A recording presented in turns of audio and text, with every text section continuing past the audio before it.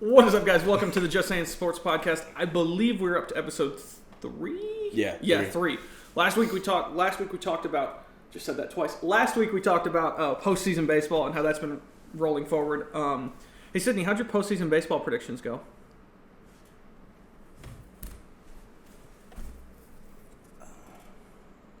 It's a pretty accurate description there. Yeah, it was. But I'll admit before you. I got every prediction wrong. Wrong. You literally went 0 for 5. No. I mean, the Astros won, but I said the Astros were going to sweep. And 5-game series. The Rays had to go and put up a fight. And then I said Twins in 5.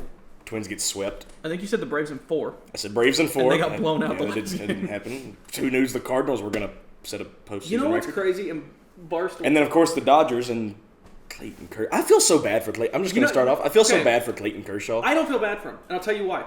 Playoff Kershaw has been a thing since his career started. Here's my thing. Here's who's to blame here. Their manager is to blame. Kershaw has never performed in the postseason. And you are in a winner-take-all game, and you're all of a sudden like, we're going to have Clayton Kershaw close. He gets that one out. That should have been his only batter face. It should have been. I don't With see their bullpen, they should have rotated 3 more. You're in a winner-take-all game. You have at least 4 days off. Rotate your other closers through. Get your matchups you want. I don't see the reason for even pulling Walker Buehler in the first place. Buehler was putting up a hell of a game. And then the second Joe Kelly had issues, you got to get him out of there. Absolutely. The writing was on the wall for Joe Kelly long before it went south. You've got to get him out of there. The Dodgers, just for the 30th time in their fucking postseason career, fuck their own mouths. And I have no other words for it. I mean, I can understand that. Did you see Kershaw after the game? After the game, he goes, what everybody says is true. I just can't perform in the postseason. It's pretty much a synopsis of what he said. And I was like, he knows it. Why would you put him in? This is obviously something that's on his mind going into postseason games that I don't play well.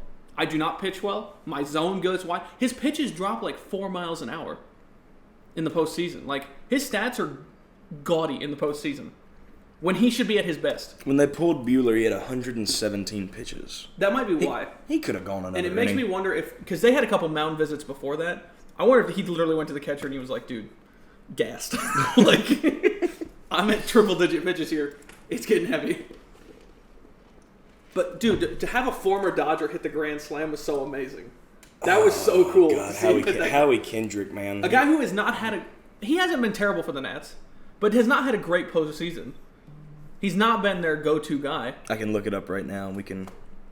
It was just I was so... Oh, first thing you type in, Howie Kendrick, grand slam. Dude, the best... Shocker. So he comes up to the plate. The first thing the announcer says is he's a former Dodger. I literally wanted to text you and be like... Announcer jinx. No, you know what I was going to say? He's going to hit a grand slam. Because you know what stat they pulled? His last at-bat as a Dodger, he struck out to knock them out of the playoffs. He was the last out. Howie Kendrick has actually had a pretty good first 2 years with the Nats. Last year hit 303. This year, in only 334 at-bats, hit 344 with a 395 OBP, a 572 slugging percentage to give him a 966 OPS. In case you're wondering, the league average for OPS, I think, is 792, somewhere in that range. But if you had to pick out the guy who's, Rendon has been there.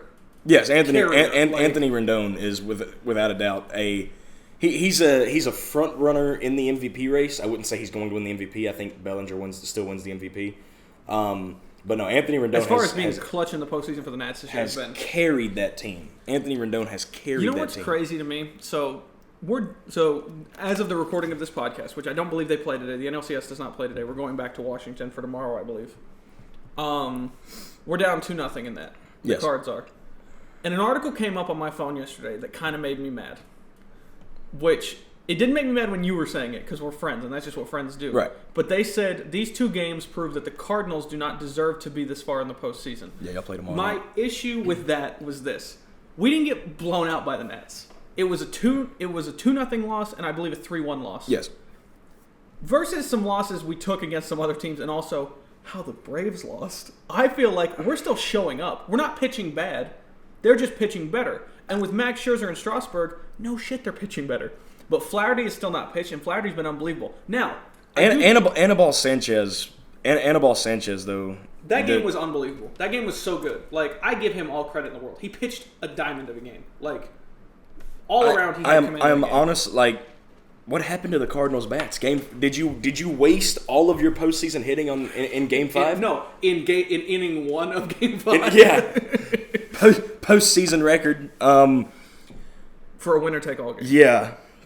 And Anibal Sanchez just turns around and no-hitter into the 8th. I think he had no-hitter in 7 1/3 before it was finally broken up. And then they took him out. So the Cards made one decision in Game 5 that I disagree with, and I've seen a lot of people talk about it.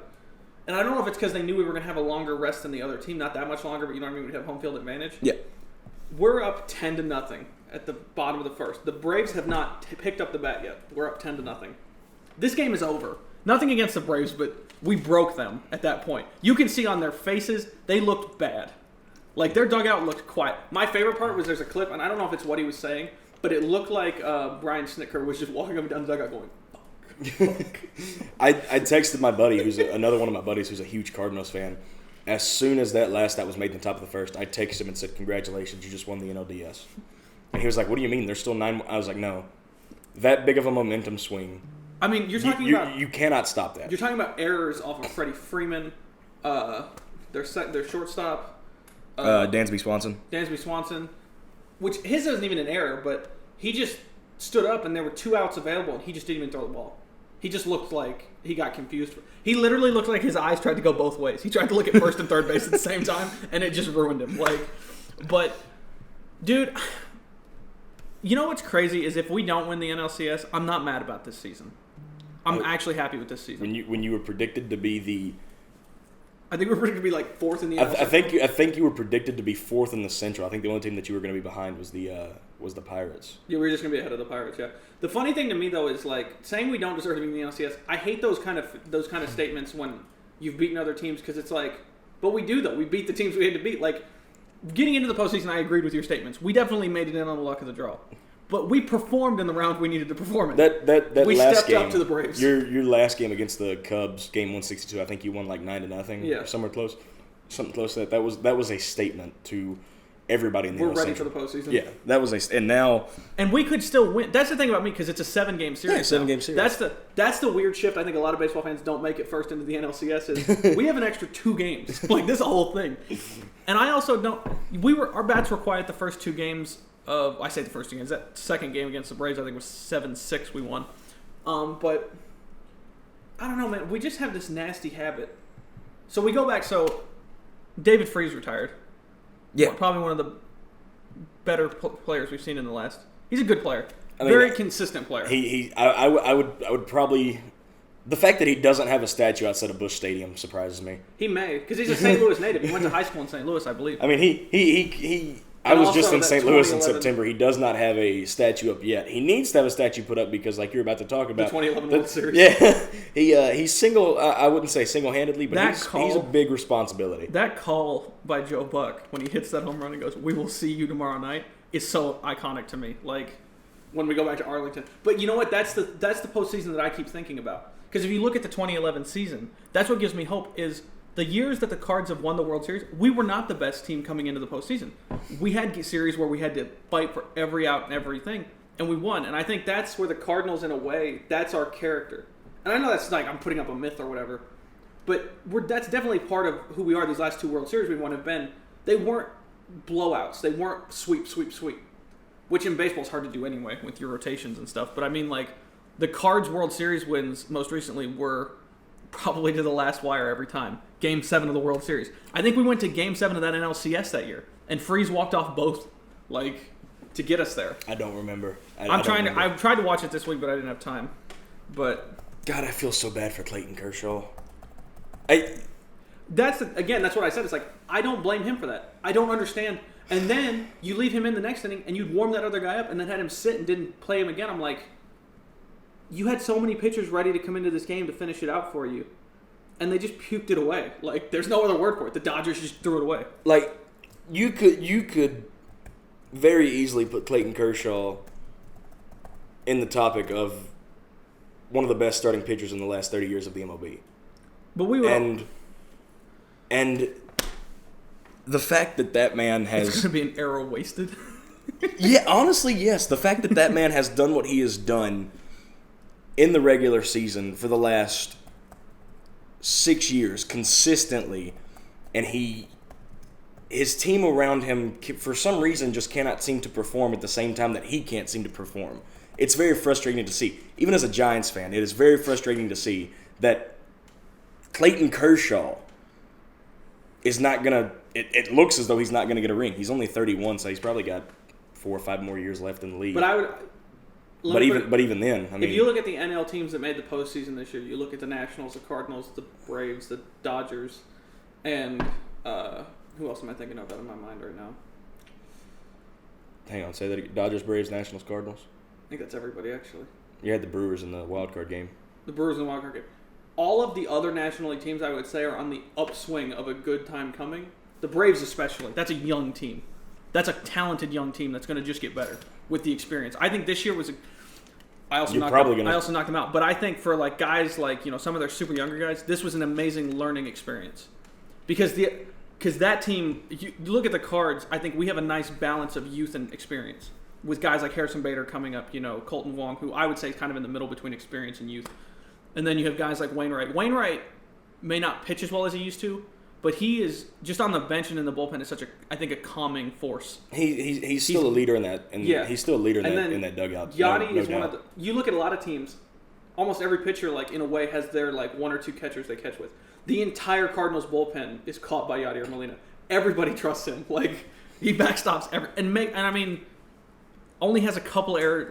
Defensively is still to this day one of the best defensive. I would easily put Yadier Molina as a top 3 defensive catcher in the history of the major league, in the history of the MLB, without a doubt. There's no doubt in my mind. He's probably a first ballot Hall of Famer just based off of his defensive stats. Just based off his defensive stats. Because what's funny is regular season he's not a good hitter. For some reason in the postseason, he's a first pitch swinger. Which how the Braves never figured that out, I don't know. Because all of his hits came on. My favorite thing that Yachty will swing at is pitches at head level where you see him go up on his tippy toes and just belt it to right field. He's done it 100 times.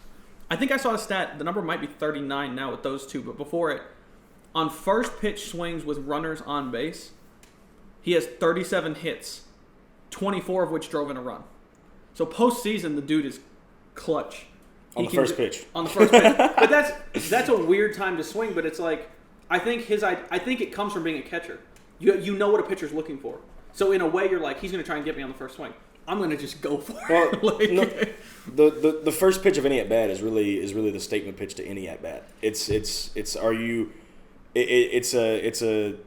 You're trying to figure out if you were going to just immediately get ahead of this guy and try to get him on 3 straight pitches and get on to the next guy, or if you're going to be kind of dilly-dally with him and try to drag it out. Yeah. That's, I think... Because you can watch the first pitch of an at-bat, and you can automatically say in your head how this at-bat's going to go. For example, think of it like a Barry Bonds situation. Bonds back from 01 to 04, a lot of times, if his first pitch was low and away, chances are the next 3 pitches are going to be low and away because nobody wants to have to pitch to Barry Bonds in the first place. Okay, so back to the Cards-Dodgers series. I agree with you about that. Because it is a duel. You mean Cards-Braves series? Cards-Braves series. During the blowout, Game 5, which, by the way, just seems to be an Atlanta tradition now, because the Super Bowl was like that. You're up 28-3 at half, and they end up losing to the Patriots. Was it you that sent me the tweet that said clearly the Braves' plan is just to get down to 28-3 and see what happens? Was it you that sent me that? No, I don't think I so. saw a tweet. I think I know what tweet you're talking about, but I didn't send it to you. I saw a tweet that said clearly the Braves' plan is to just get down 28-3 and then see what happens after that. So, a guy that I talked about a lot last week that we had not a heated debate, but we talked about a lot was Acuna Jr. Yeah, Ronald Acuna Jr. He got hit in the 10-1 loss.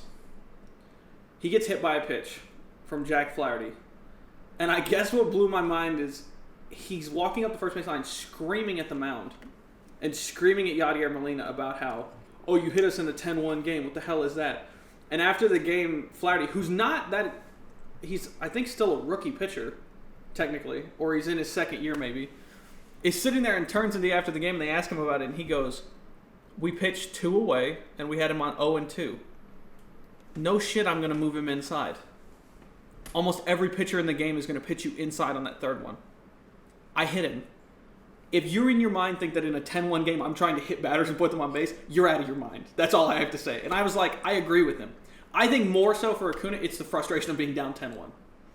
I think you're already on the edge, you're getting blown out, and you get hit, and it feels personal.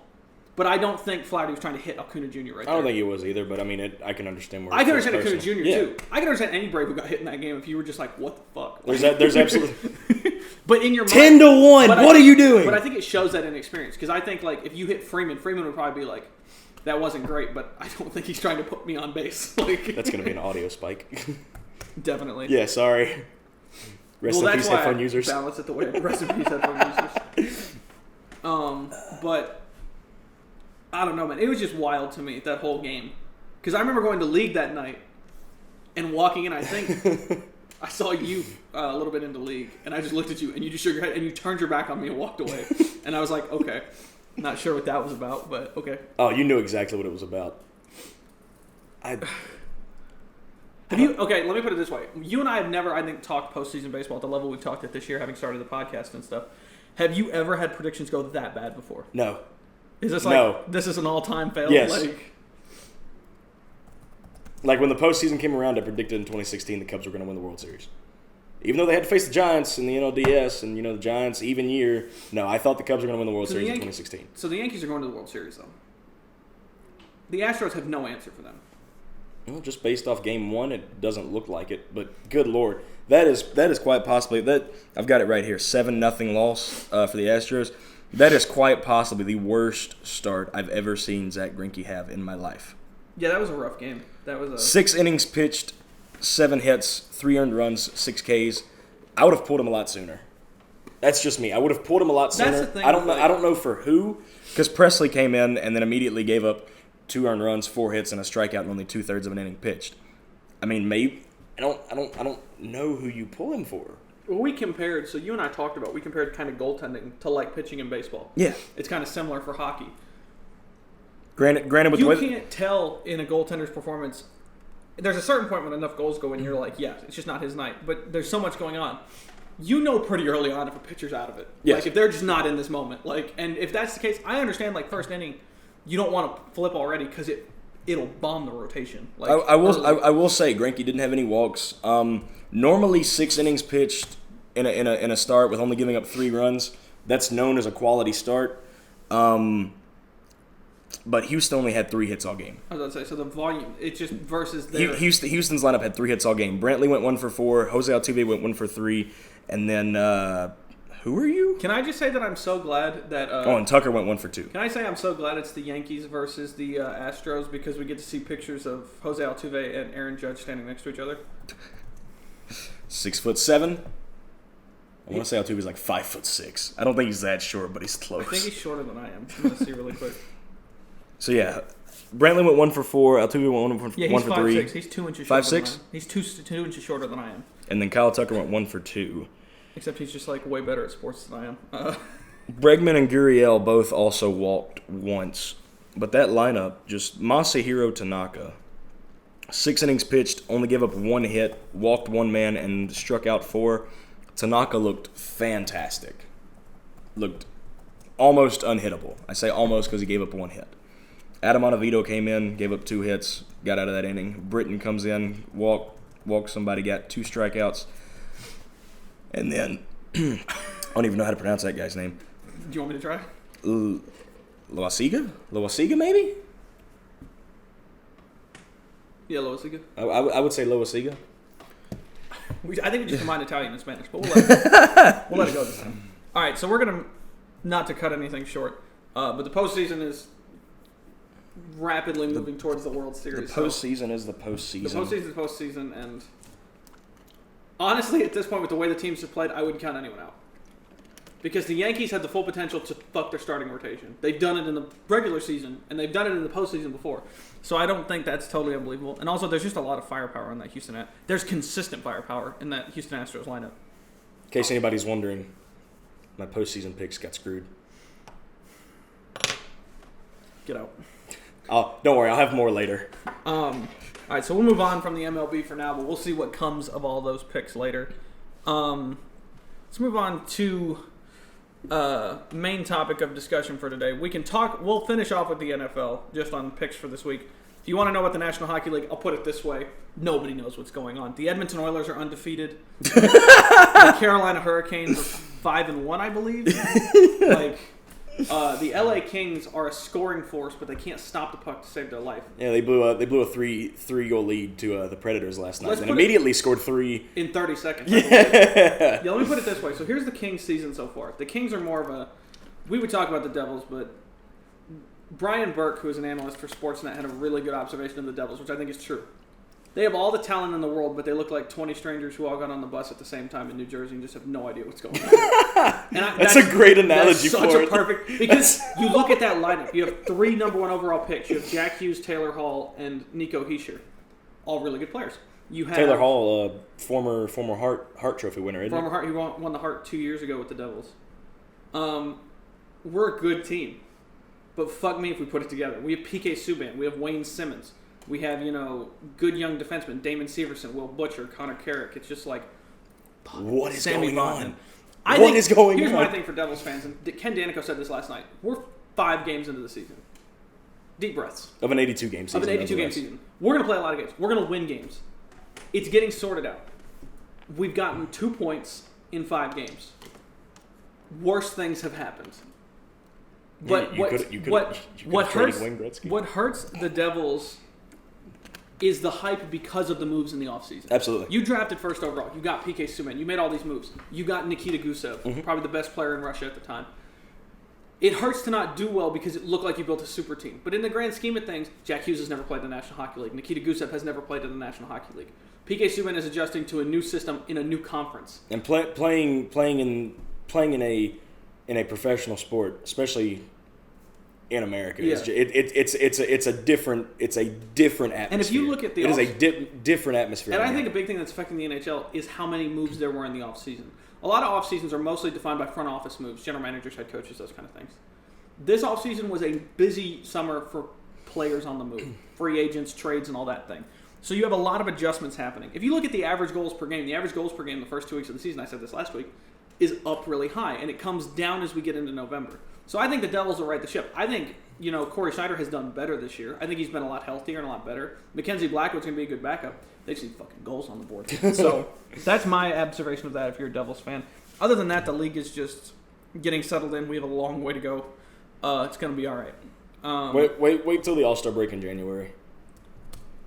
Or just wait till trade deadline. The trade deadline might be in March this year. Late February, I think. Yeah, late February. Because I think the All-Star game is I want to say it's early January, January. Yeah, it's 9th usually or 10th. mid-January, I think. I think St. Louis is hosting it this year, which is kind of cool that they won the cup last year. Yeah, that's All-Star game this year. Absolutely. All right, so on to our topic of discussion for today, which I'm probably gonna be made fun of for my. Actually, no, I think I'm gonna be fine. Hold up, I got a fantasy football. I feel like we're each gonna be made fun of and make fun of each other. I knew he wasn't going to get pulled from that game. All in the same route. Kamara was listed as questionable through this morning, and I was like, "Motherfucker, you better play."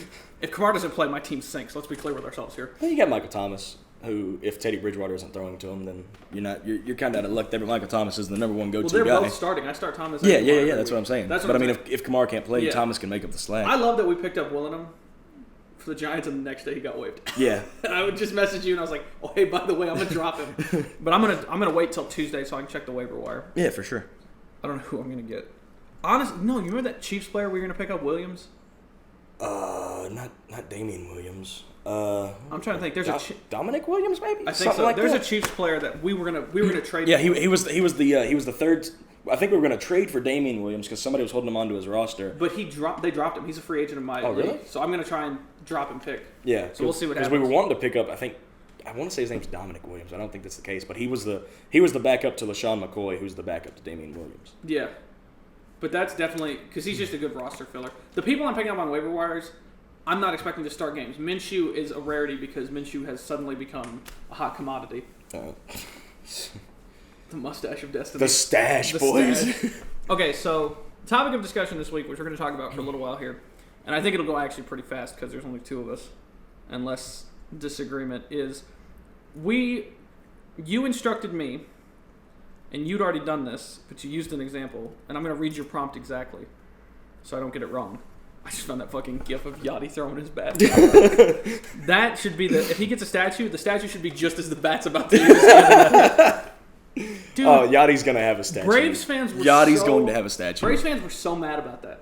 Him throwing his bat. And I'm like, I understand why they were, but at the same time, it's after the game. It's not like if it had been. And it's not even directed towards anybody. It's just the fact of, get you some, son.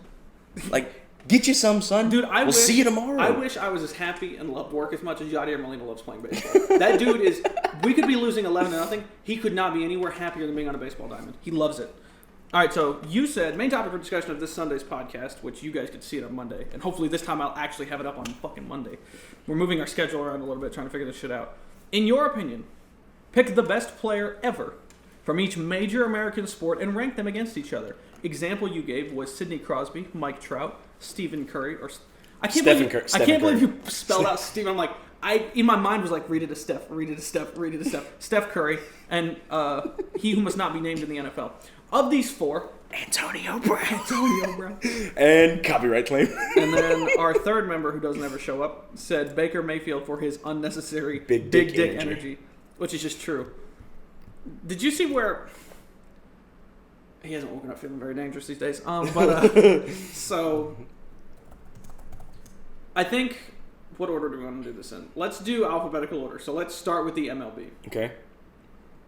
Hold up. I'm going to get a lot of flack for my pick.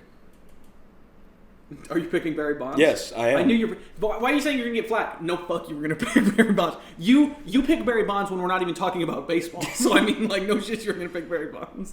It's astonishing to me what he accomplished in his career. I don't disagree with that. We just the reason. Okay, so let me put it this way. way. Fun fact: he has more intentional walks than an entire MLB franchise. He has more intentional walks in his career than the Tampa Bay Rays. It's okay. You want to know a fun all-time stat? What? Patrick Marleau, who now re-signed with the San Jose Sharks, has played in 69.5% of their team games as a franchise. He's played in 1,400 games for them. They've only played 2,095 as a franchise. So he's played in 2/3 of their contests as a player. Wow, that is wild. That's a lot of games for that one is team. Wild. Yeah, Bonds has the most gold gloves by a left fielder in the history of baseball, most MVPs in the history of baseball. That's something that gets overshadowed for him is he was a good fielder. Yeah, he 8 gold gloves. And what I think, unfortunately... Granted, most of them happened earlier on in his career, but it's still his career. 8 gold gloves. You could take... I found this out recently. You could take any 2 players in the history of in the history of Major League Baseball. Take any 2 you want. You could combine their MVP awards together, and you still would not have enough as Barry Bonds. Yeah. I think the most that you can combine together is 6, and Bonds by itself has 7. So that's your pick is Barry Bonds. Yeah, and that spanned from 01 to 04. I think I've got it here. From 2001 to 2004, Bonds was responsible, in terms of OPS numbers, in terms of on-base percentage plus slugging percentage, those numbers. From 01 to 04, respectively, he was responsible for the 4th best, 8th best, 2nd best, and the best season in the history of Major League Baseball. I respect that. Highest WAR by a position player in MLB history. I don't know if you know what WAR is. WAR is wins above replacement. It basically means... What was his wins above replacement? 162.8. It basically over his career. It basically means that... The guy I picked actually isn't terribly far behind that, so I'm happy. It basically means that whatever... put it to you like this. The more people that can do what it is that you do, the less valuable you become. Yeah, you have to be the guy in that position for your team. Yeah. Definitely. Oh, also, he currently ranks 3rd in WAR for position players since the start of the 2000 season. And he retired in 03? 07. 07, my bad. He has not played in a professional baseball game since the end of the 07 season. Which, I mean, he's not going to play in another professional Yeah, no, he's not. The only 2 people that are ahead of him You made that sound like he's just on a break. That's how you worded that. You were like, he hasn't played the game since 07. He's just giving everybody else a chance. He can come back, get his 38 hits, and have 3,000. No, the only 2 people that are ahead of him are Miguel Cabrera and Mike Trout in terms of position players. It is wild what he was able to do. Absolutely wild. Kind of like the Minnesota Wild. Just wild. Just all over the place. Yes. So... Your pick. My pick is a much older pick. Not a much older. I shouldn't say much older, but older pick. My pick was Hank Aaron. Okay.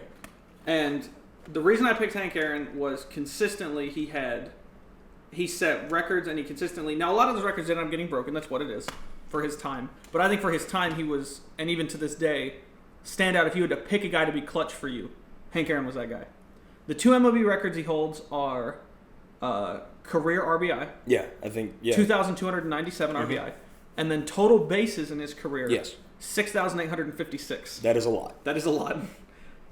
If you look at the seasons he led the league, right? In 1959, he had 400 total bases, which I believe is also a single season record, if I'm correct. Yeah, I think that sounds like a single season record.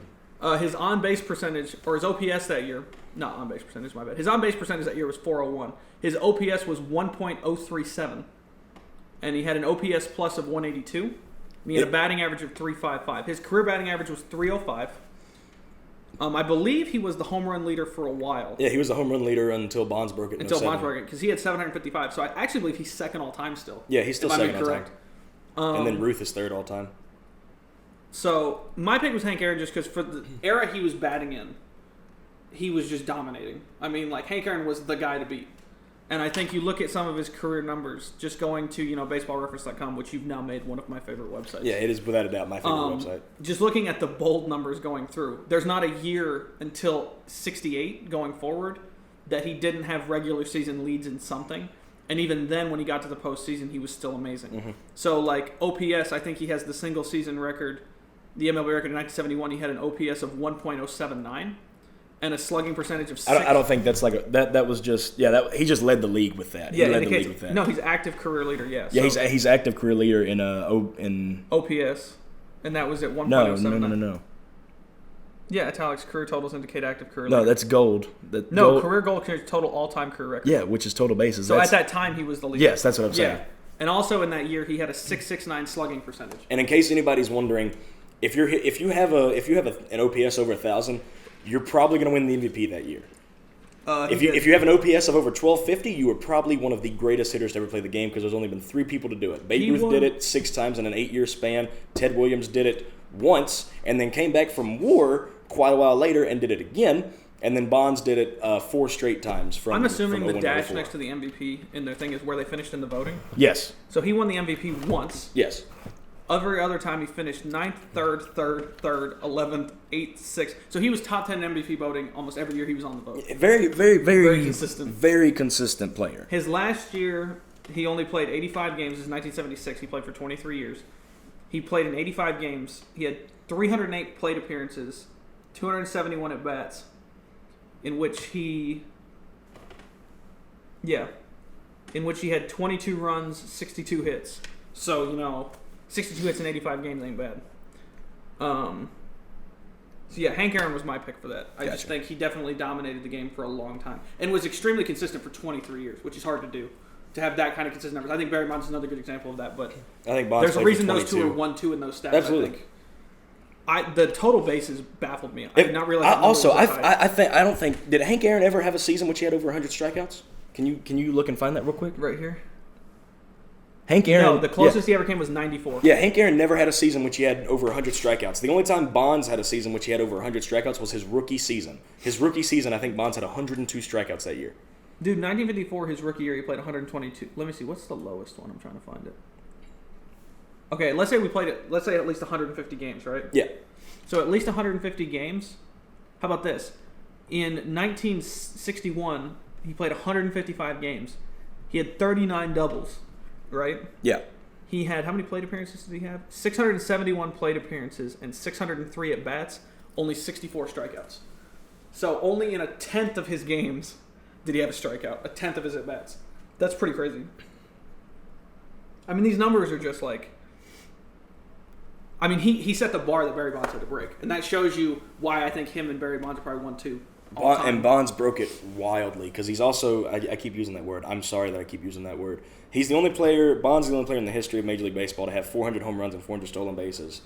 And he's the only player to have 500 home runs and 500 stolen bases. Yeah. He made 2 of his own records, and nobody's... Like, I wouldn't even say anybody's even relatively close to it.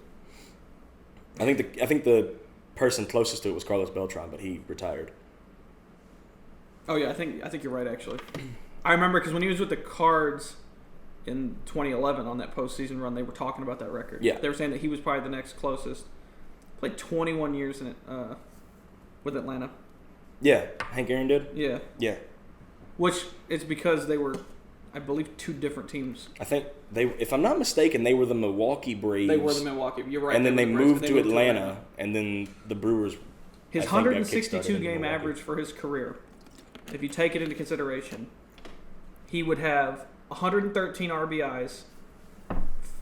113 RBIs a season. 113 RBIs a season, 37 home runs a season, which is a pretty decent, consistent number. I would agree. 337 total bases, an OPS of 928, a slugging percentage of 555, an on-base percentage of, I just said that, an on-base percentage of 555. No, an on-base percentage of 374 and a batting average of 305. So he'd be batting 300 career, which he did anyway. Bonds' 162 game average, 41 home runs, 108 RBIs, 28 stolen bases, so almost averaging a 40-30 season. 139 walks, because that's what Bonds was known for. Averaged 83 strikeouts, 298 average, 444 OPS or OBP, 607 slugging. Hank Aaron would have averaged 69 walks a season. Nice! You have no idea how happy. I don't know if it's going to be shown on the camera. My scanning down the BB stat and coming down to the bottom and being like, oh. That's great. Yeah, Bonds. I think that makes Aaron consistently the better because Bonds never averaged 69 in 69 anything. That's just a win. You gotta take your L's when you get them. His hit by pitch, he only averaged, which it was a different era, but because pitchers weren't nearly. I don't think pitchers were nearly as aggressive as they are now. Yeah. But his hit by pitch would have only been 2 in 160. Yeah, Bonds has 6. But also, those batters back then stayed way away from the plate. They swung they had a much longer swing. Where today you see a lot of guys they don't. Bat length could be a big cause of that too, because if you watch Bonds crowds the plate, but the reason he did was because he only swung, if I'm not mistaken, he swung a 32-inch bat. Yeah, and that's not long in terms of MLB standards. I'm trying to remember in my mind. I'm trying to visualize him. I believe he choked up on the bat too. Yes, he didn't grip it at the bottom. Hank Aaron was definitely I used the full bat for what it's meant for, which that was the game back then. You had to. I hit the ball with the long bat. He had to. There's no back then. That was the only option because guys were trying to they were trying to just play the opposite side of the plate from you, so you had to do that. And we actually didn't disagree that bad. Yeah, not all that bad. We picked I think 1-2 all time. Yeah. So so let's move on to what would be next alphabetically. That's the NBA. MLB, the NBA. So so really quickly, I picked for both modern and this was the league where I had modern and all time in my mind. Yeah. And modern, I picked. This is just a very quick aside. I picked Kawhi Leonard. Which modern of if you had to take the last 4 years, let's say. Gotcha. Okay. I picked Kawhi Leonard, and the reason I said that was not just numbers. He just has a silent excellence to him. He's not like the Golden State Warriors are. He went to Toronto and was just like, "We're gonna win a championship, boys," and he just did it. I feel kind of bad that he left the next year, but I don't think Toronto cares. If I'm living in Toronto, and I'm a fan of the Raptors, I'm like. He went home. He got us a championship, boys. We can all celebrate that. Yeah, he went to the Clippers. We can all celebrate. We have an NBA Finals. They're going to be a good team. We have an NBA Finals championship. We're the only team outside of the U.S. in the NBA, and we have an NBA Finals championship. They weren't always the only team outside though, because the Memphis Grizzlies were the Vancouver Grizzlies. Right. So technically, they could say that they're the first outside of the U.S. team to ever win a championship. Right. Because there's been other teams. The thing for me. That made me pick him though, just really quickly, was just when he was just one of those. He still is one of those guys. I think he's going to be that guy for the Clippers. When he had to step up, you look at the finals against Golden State. His stats were ungodly. He stepped up, and not only stepped up, but he wasn't. It wasn't flashy plays. It wasn't these flying dunks, these huge blocks, whatever. He just did his job, and he did it at a perfection level. And the Golden State Warriors just didn't have an answer for it. And it showed also, I think, what made that win even better for me. Was it made people realize that a super team doesn't necessarily win you a championship. It'll get you close. It'll get you real close, but it will not get you.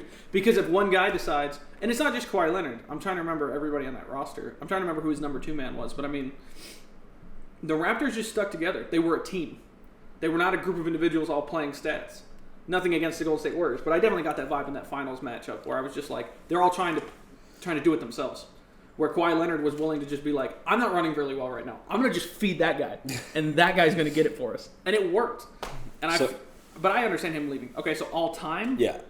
I feel like I already know what your pick is. That's a good question. I said Michael Jordan before. We also had a heated debate about league expansion, which I still disagree with you on.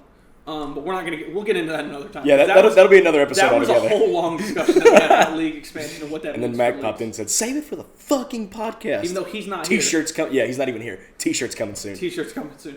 That's actually not as hard to do as you think. I can explain that later. So you said you said Michael Jordan. I think just as far as if you just talk about a guy that was a leader through and through and who just consistently dominated in a league that was getting better and better every year he was doing it, I don't think there's another choice. Now, if you pick stats, I mean, you have your guys like, Kareem Abdul-Jabbar. You have Karl Malone. You have Kobe Bryant, LeBron James, those guys. And LeBron James definitely gets an honorable mention from me. But I didn't pick him all time because we're still seeing that story play out. But he's more coming now, the role I think he's coming into in his life is he's the vet that leads the rookies to greatness. I would say, and this might... I know the fanboys are real in basketball. It's whole different than hockey. Hockey doesn't have, I think, the level of individual like cult stuff that a lot of other sports do. But LeBron is definitely, I would say, on the back half of his career. Oh, absolutely. I don't think that's wrong to say. Yeah, for sure. I don't pick Kobe Bryant because I think Kobe Bryant's just an asshole. Like, I just don't like the man. I'm not disagreeing that he was an amazing basketball player. I think the guy's just an asshole. Like, I just... So you the way he carried himself just... It wasn't even the holier-than-thou attitude. It was... Off the court, he was a nightmare. Let's be honest with ourselves here. Like, off the court-wise, the stories that broke about him were not good. Like, the whole Denver affair, that's a whole thing. Like... That's a whole nother episode. That's a whole other episode of, like... But it shows how much the media has changed, though, because back then it was... And this is just a whole side rant that I'm going to try and do in 10 seconds. Back then it was, well, why are we trying to hurt these players? To now, we hold people accountable. That, you know what I mean? That's the change. So... Looking at all of this, side note, Dirk Nowitzki, shout out to you, bud. Yeah, Dirk Nowitzki, bud. Side note, how about this? Wilt Chamberlain is 7th all-time in points, and he played a while ago. Wasn't Wilt Chamberlain the first one to put up a 100-point game? He's the only person. He's the only person. Yeah. That's what I thought. I was like, I remember. Kobe is next with 80. I think it's 81. I think Kobe's got 81. Yeah. So you picked Jordan. I picked Jordan. And I know one part of the disagreement you and I had was rings, because I said that rings do matter. But I think text is a hard time to describe sports. Absolutely, text is a hard time to describe things. I think what you were taking that as I thought rings were the only defining thing. And I don't believe in that. Because I think there's some players who never won who probably were some of the best all time. I think it's just the nature of the league is just what it is. But I think Jordan consistently showed that when the chips were down, the flu game is a good example. You know what I mean? It's just like, even gassed and sick, Jordan was better than everyone else in that league. You know what I mean? He just was. So that Jordan was my pick for that reason.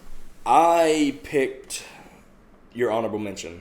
LeBron James. I think that's fine. Like I said, that's why he's my honorable mention. I think LeBron James, even now with what he's done, is the best player in the history of the NBA. I think 15 straight playoff appearances and 8 straight NBA Finals appearances. There has been no person, from what I've seen, there has been no person in the history of professional sports, not just basketball, in the history of any professional sports, to ever have a streak of that long.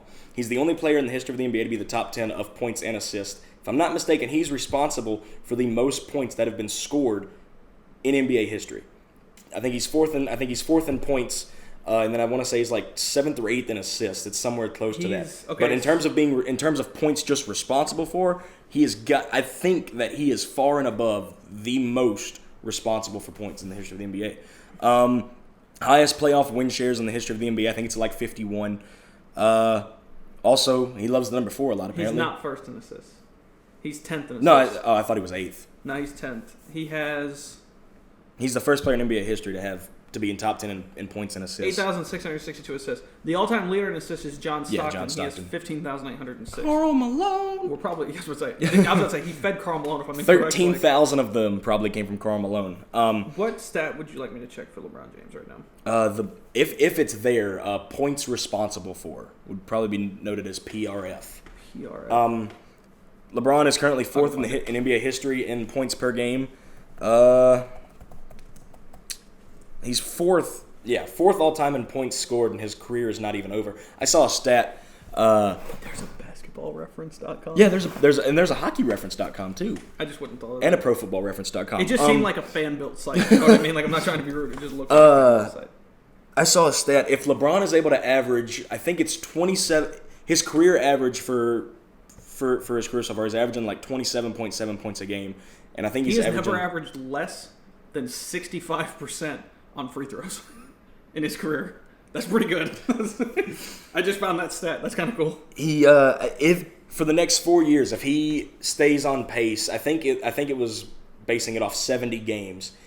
If he stays on pace that he's on for his points per game totals and assists per game totals, he will have the most points in the history of the NBA and be 4th all-time in assists in the NBA by the time his career ends. I didn't realize he's been playing for how many seasons? 16. 16 seasons, yeah. I'm trying to see if I can find it for sure. I can't find that PRF stat. But I bet you there's a way you could figure it. You'd have to go through the records. Yeah. I'm not doing that. Currently, right now. here I've got it pulled up right here. No offense. Yeah, thankfully to Reddit. Currently, Kareem Abdul-Jabbar is the all-time leader in points at 38,387. Last night, LeBron James passed. Oh, this was 220 days ago. Last night, LeBron James passed Michael Jordan to become 4th on the career scoring list with 32,311, just behind 6,076. I can give you the current stats of Kareem. NBA.com. Gotcha. If you want them. If LeBron averages 70 games a year for the next 4 years, he would only need to average 21.7 points per game to pass Kareem. And it should be noted that I believe he's averaged over 30 a game for his career. No, I think he's averaging like 27. Yeah, 27. Which is still 3 points. Currently he's 34 years old, but is still averaging 27 a game. Using the same conservative estimates of 70 games a year for 4 years to become the number 3 assist leader, passing Steve Nash, LeBron only needs to average 6.25 assists per game during that time. LeBron's career averages are 27.2 points per game and 7.2 assists per game. There is a highly realistic scenario that LeBron finishes as the top all-time scorer and the 3rd best passer of all time in terms of assists. I have a question. I'm not saying that the person who has the bless you. I'm not saying that the person that has the most assists is the best passer. That's just kind of all we have to go on in terms of. It's the only real way you could judge it because you would argue their pass led to something. They're a passer. Right. So, no sneezing. Real question. Interrupting the podcast. Again? Really? With the shit? With Wilt Chamberlain. Yeah. On NBA.com, he has nothing listed for 3 points. 3 points. There was no 3-point line back when he played. So, Wilt Chamberlain's points could be ungodly, actually. But we just unfortunately don't get to know that. What was his free throw percentage? I'm curious. Free throws percentage? I mean, Wilt Chamberlain was never He had a a free throw shooter. percentage of 51.3. Yeah, that was in his career. He was definitely a rim guy. He was going to the rim, you know what I mean? Like, I get that. I've watched all those old things. Like, I mean, because that was Kareem Abdul-Jabbar's moneymaker. When Kareem Abdul-Jabbar was Shaq before Shaq existed, but he was Shaq in an athletic form. Which is a dumb thing to say because Shaq is hella athletic. Yes. Until he falls. He just doesn't look like it. Like, he doesn't. Whenever Klay Thompson broke I think it was George Gervin's single quarter point total, I think Thompson had, I want to say it was either 37 in the 3rd quarter of the Warriors-Kings game back in, I want to say, like 2017, 2018. I know Gervin got very upset that they were considering him to be the new holder of that record because Gervin's argument was that he did it whenever there was no 3-point line, and so all of his points came with 2s. I want to give a new answer. You know what the best thing? Yes, George Gervin. Yeah. You know what I think the best thing the NBA ever gave us was? What? Getting to watch Charles Barkley and Shaquille O'Neal argue. Absolutely. Because I always love when Shaquille just shuts Charles down and goes, "No, Charles, we can't bitch anymore." And he actually said it one time, which I think he had the number wrong. But he was like, "You're 26 all time, Charles." Don't at me.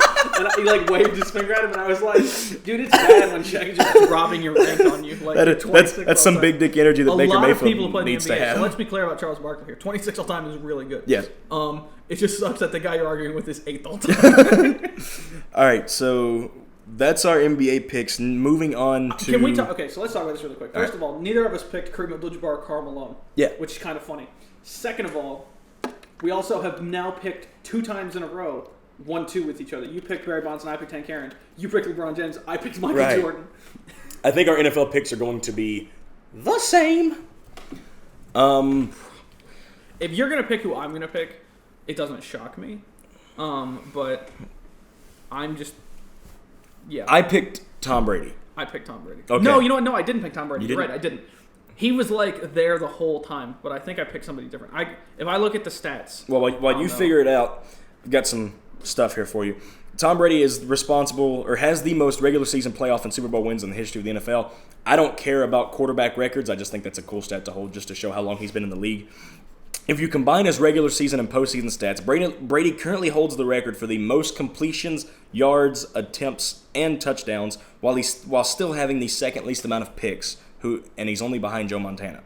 17 years as a starter, 3 league MVPs, 3 All-Pros, 3 first-team All-Pros, 4 Super Bowl MVPs, and 6 Super Bowl wins. Second all-time in career passing yards, second all-time in career passing touchdowns. He currently only needs 12 more to pass Peyton Manning to become the best all-time at throwing touchdown passes. Fourth all-time in career passer rating. If I'm not mistaken, I think Drew Brees is third. I don't know who's second. I know Aaron Rodgers is first.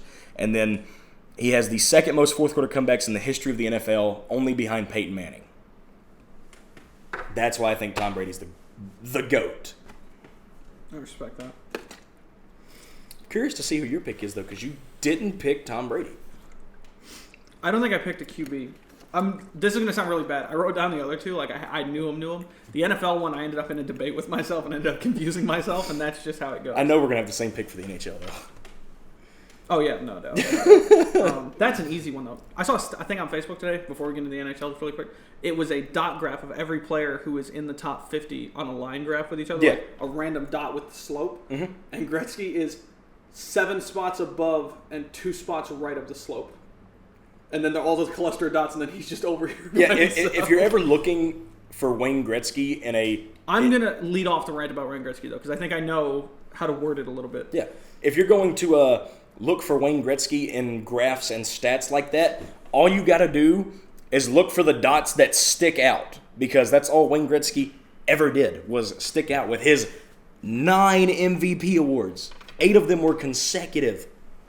All right, so back to your pick in the NFL. Don't worry, we'll get to Wayne Gretzky. This is going to really... Okay, so QB-wise, no doubt. Am I going to walk out?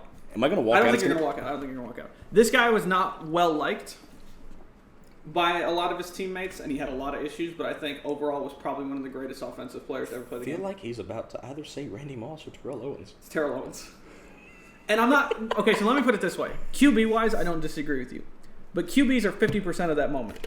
Receivers have to do their job, right? You didn't even pick the best receiver. You could have picked Jerry Rice. Jerry Rice would have been a good one. Emmitt Smith also would have been a good rushing yards wise, Emmitt Smith would have been a pick. Don't get me wrong. If we're just picking stats. The thing for me with Terrell Owens was he was one of the few people I've ever seen that had the attitude, could do whatever he wanted, and still, you know what I mean, still played. Like, you know what I mean? Like, it wasn't like... He had the attitude of, there is nobody better than me, is what you're saying. And he proved it multiple times.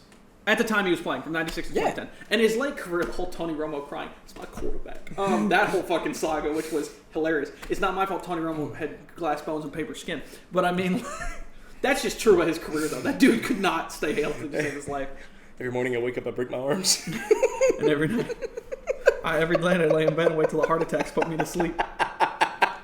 I'm trying to... Okay, so let me just bring up Terrell Owens' stats. And you're going to probably correct me a little bit. Side note, I don't know if there's a pro football reference. Yeah. There's a baseball reference, a pro football reference, a basketball reference, and a hockey reference. Career, he played 219 games. He had 1,078 receptions for 15,934 yards. He had 153 touchdowns. And fan points, he had 2,560. I know that doesn't matter to anyone, but I just got into fantasy football, and now that matters a lot to me. Yards per game in 2000, which has an asterisk next to it, because I believe they had a postseason run with San Francisco.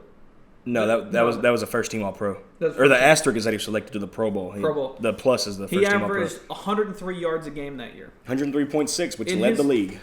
In his career, he averaged 72.8 yards a game. Not bad. Yeah. Did anyone average 100 yards for their career per game? In terms of receptions? In terms of receptions. That'd be tough to do. I don't know. That'd be hard to do, I don't know, actually. This thing has everything. Keep talking. Okay. I'll find it. So the reason that I picked Terrell Owens, though, was, again, like I said, you look at his selections, you look at his first team All-Pros, all that kind of thing. He just was consistently solid for his teams. Playoffs. His catch percentage, career, was 57.7%. Again, a really good stat. 15,934 yards, like I said. He had 9 years of a... How many years did he play? I'm trying to think. So of a 14-year career, he had 9 years where he had over 1,000 yards. Not bad either. Not at all. That's way more than half your career of averaging over 1,000 yards. All right, so Jerry Rice for his career is averaging 75.6. Larry Fitzgerald, let's look and see.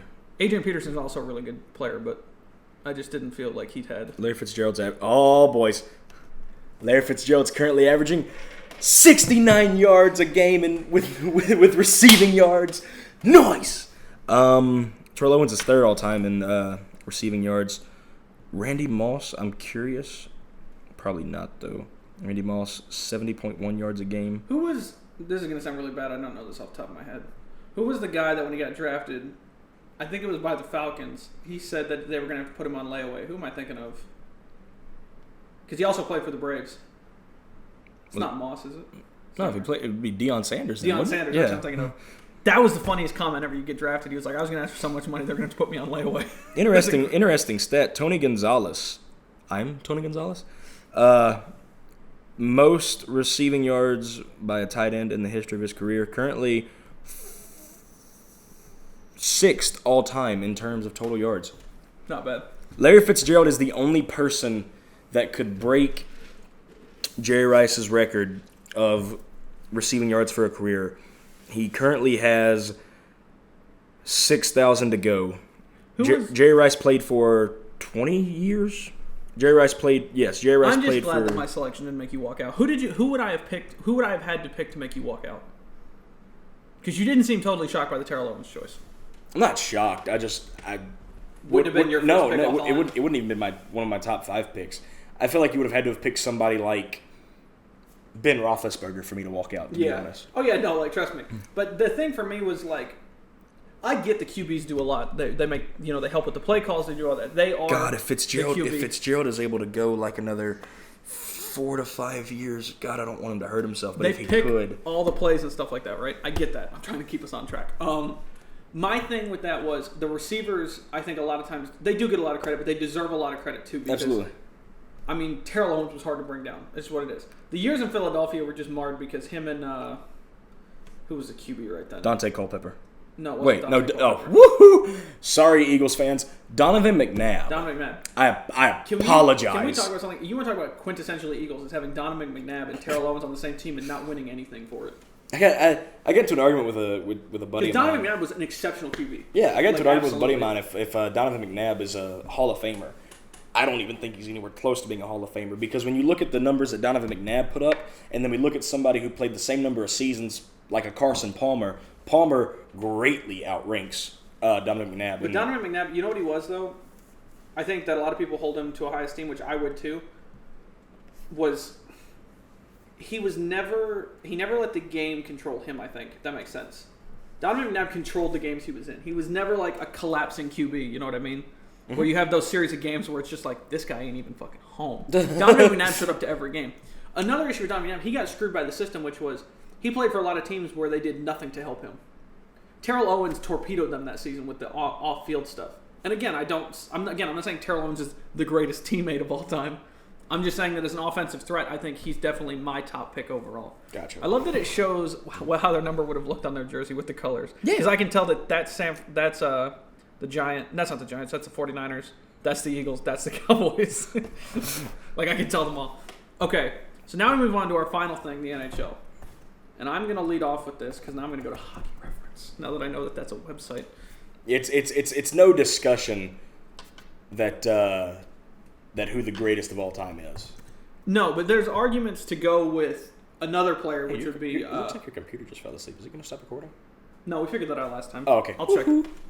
I'll check it here in a minute. No reason to. If you know it's not gonna. If you know it worked last time, no reason to change it. All right. As long as those blue lights don't go out. Yeah, we're cool. All right.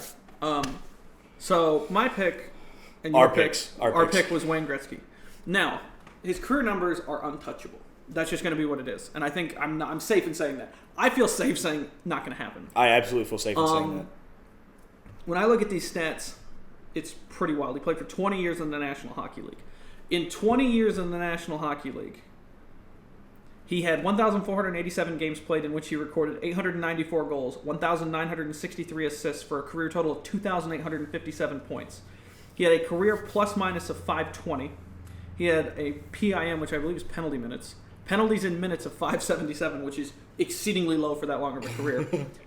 He had an even strength goals of 617 and a power play goals of 204. He had shorthanded goals of 73 and game-winning goals of 91. His even strength assists, 1,250, and his power play assists were 682, and his shorthanded assists were 76. He recorded 5,088 shots in his career with a shot percentage of 17.6. With a time on ice, he had a total time on ice in his career of 1,475 minutes, or an average per game of 2104. So, take all that into consideration. What you end up with is probably one of the greatest professional sports careers ever played in the history of North American sports. Because if you look at everybody else's stats, you look at everybody else we picked, they're in the mix with other people. The stat that I pulled on you the first time we ever talked about hockey together was if Wayne Gretzky had never scored a goal in the National Hockey League, he would still have the lead most points. All skaters in points just on his assists alone. And I think that puts him far and away as the greatest offensive threat in the history of North American sports.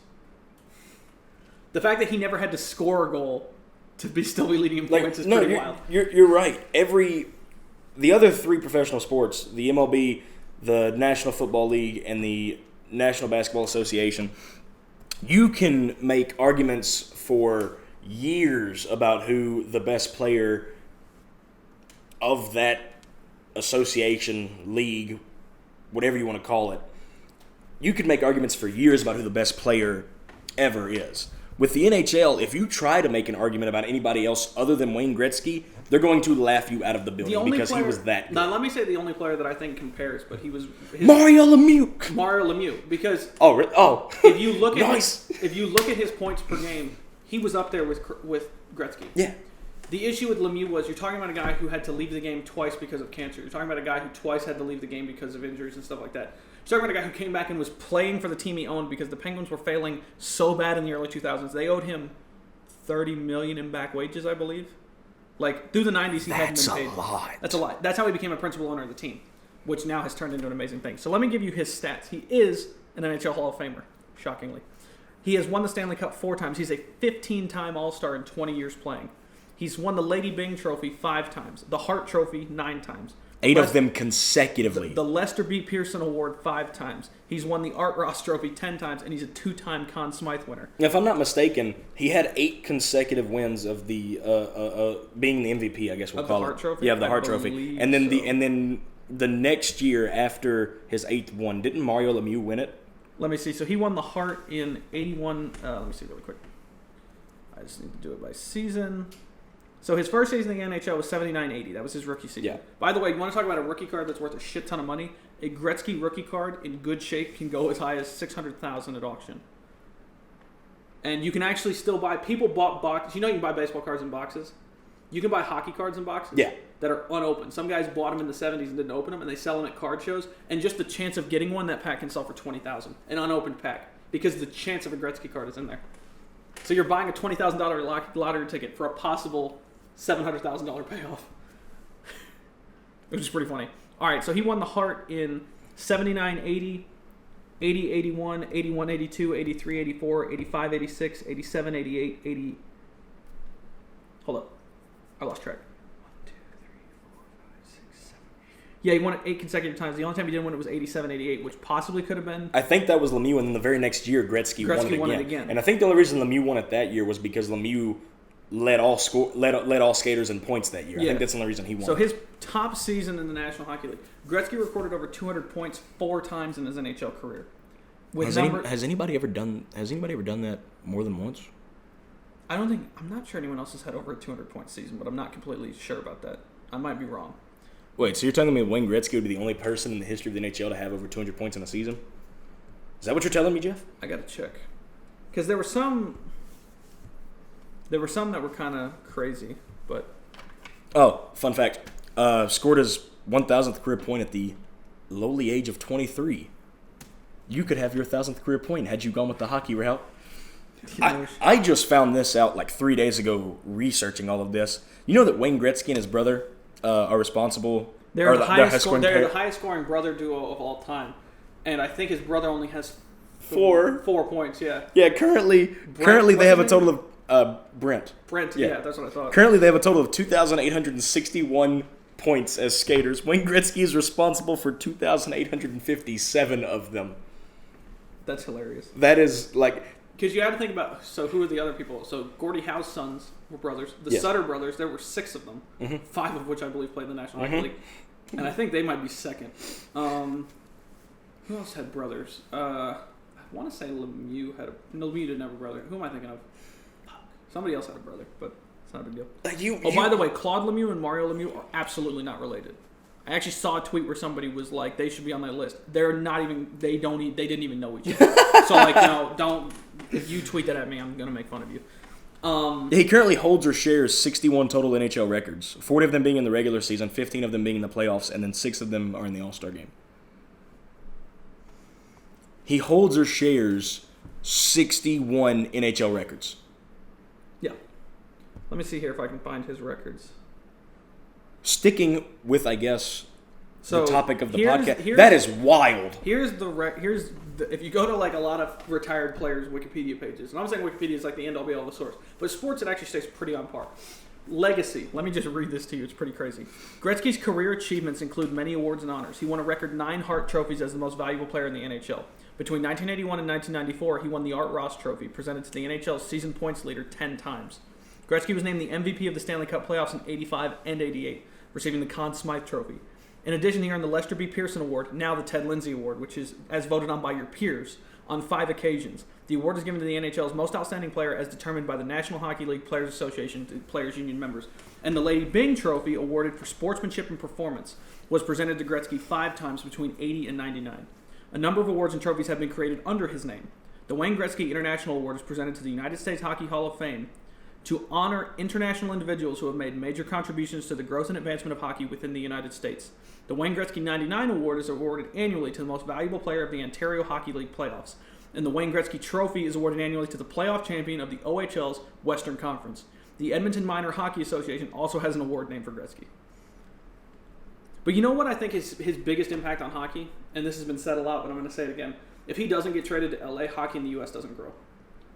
He played for a team in LA that was terrible. He probably made the NHL sellable because he played for LA. He played for St. Louis. Absolutely. He played for the Rangers after that. I want to say, yeah, it was Edmonton, LA. Should say it on Hockey Reference. Yeah, he played for Edmonton, LA, St. Louis for 1 season. He only played 18 games for them. And then, because he got traded at the end of the season from the Los Angeles Kings. And then the New York Rangers for 3 seasons. It's pretty crazy. Pretty crazy. Because I want to say, we didn't disagree on that. We disagreed on what made him the number 1 all-time for North America overall. But I feel like overall we agree that it's a pretty far and away choice. Like, yeah, at first I was like, I don't know how you can really say that. And then I started looking and I'm like... Pretty easy choice. Like, you find me anybody in professional sports that holds 61 of that association's records.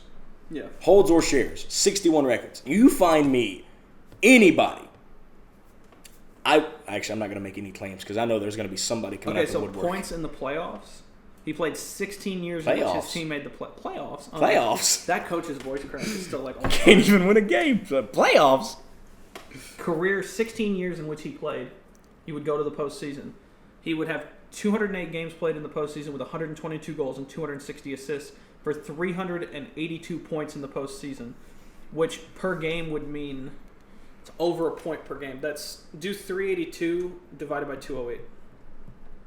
1.84. So 1.84 points per game average. Well, how many total games did he play? In his career? Yeah, in his regular season career. In his regular season career, he played 1,487. So, no, you need to take his points divided by his games. 2857. 2857 divided by 1487. 1487. 1.92. Okay. So basically averaging 2 points a game. Yeah, so I'm going to go to Sidney Crosby, who's active. And he's actually not a bad comparison. No, not at all. So Sidney Crosby, for reference, is a 3-time Stanley Cup winner, an 8-time All-Star, a 2-time Hart Trophy winner. He won the Messier Leadership Award 2009 to 2010. He's won the Lester B. Pearson Award 3 times, the Rocket Richard Trophy 2 times, the Art Ross 2 times, and the Conn Smythe 2 times. And while you're looking that up, if I'm not mistaken, Gordie Howe has the second most MVP awards, right? 5, isn't it? Either 5 or 6. I don't know off the top of my head. So Crosby has played since 05-06, since the age of 18. He is now 32. In that time, Crosby has played 948 games, in which he has scored. Go to your calculator real quick. Oh, sorry, 948 games. I know. So points. Crosby has 1,224 points. 24 divided by 9. Divided by 948. 948.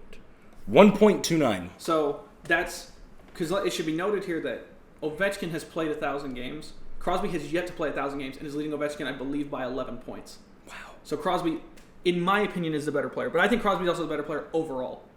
Ovechkin's a scorer. Don't get me wrong. He's a goal scorer. Crosby as an overall hockey player is probably one of the best we will ever see in our lives. In our lives, absolutely. In our lives. I think he's the closest. Crosby on his edges, if you've ever seen, just look up Crosby edges. His turning capability on his legs. Have you seen his calves? His calves are like as wide as his thighs are. He's like Saquon Barkley's. It's like Saquon Barkley's. I say the kid, he's 8 years older than I am. Yeah. But I mean, like, the dude is just unstoppable. Are you looking at Gordie Howe's Hart trophies? Yeah. Let me see. I think it's 6. Yeah. Yeah, he's won the Hart trophy 6 times. Yeah. Which is second most, if I'm not mistaken. Yeah. Let me see. And he also has a stat named after him, which is the Gordie Howe hat trick, which is you score a goal, get an assist, and have a fight in the same game. And it's not an official. It's actually there's probably a site that tracks it somewhere. But the fact that it is not an official stat by the NHL really makes me upset.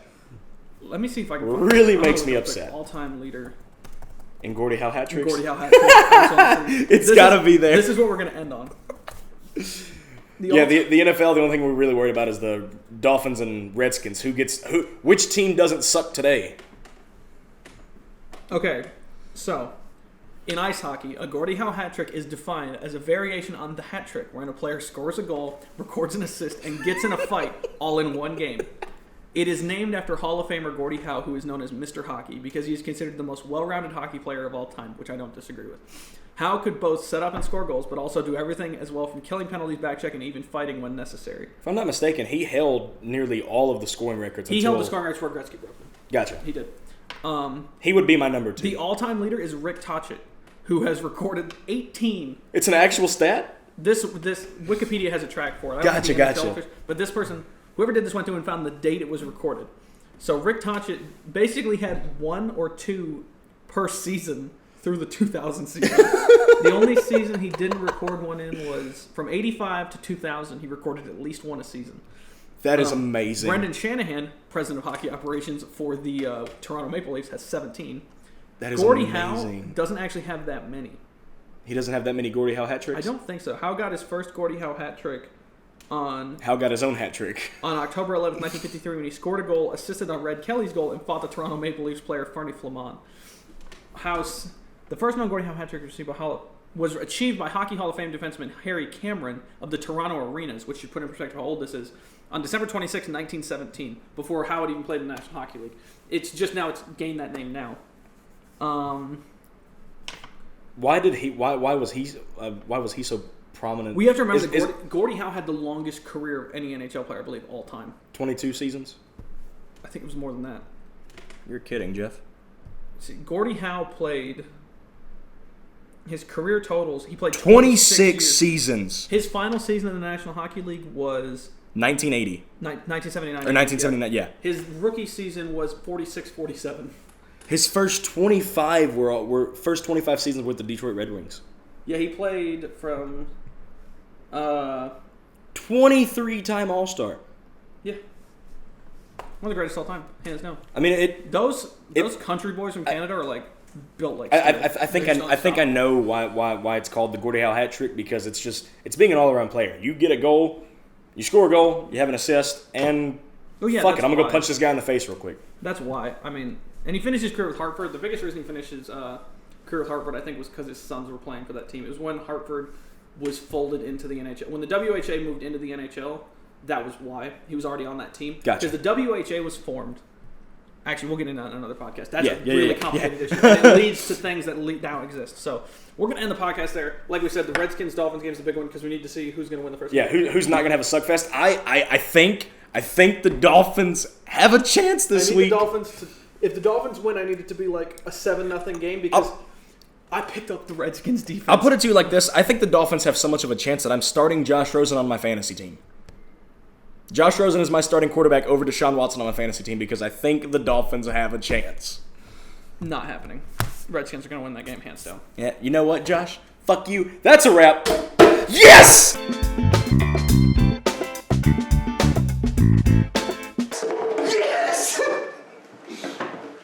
You ever hit the camera before? No.